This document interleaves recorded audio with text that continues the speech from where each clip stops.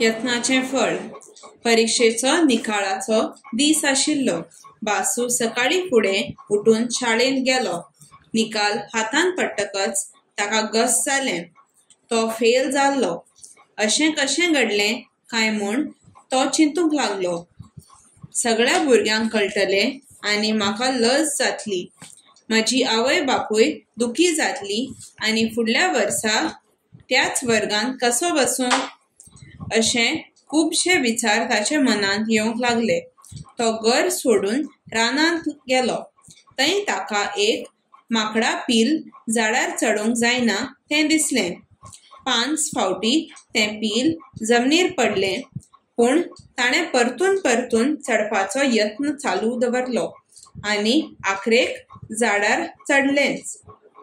हें पळोवन ताका नवी उमेद आनी नवो बोरवासो ताच्या जिणेंत आयिल्लो.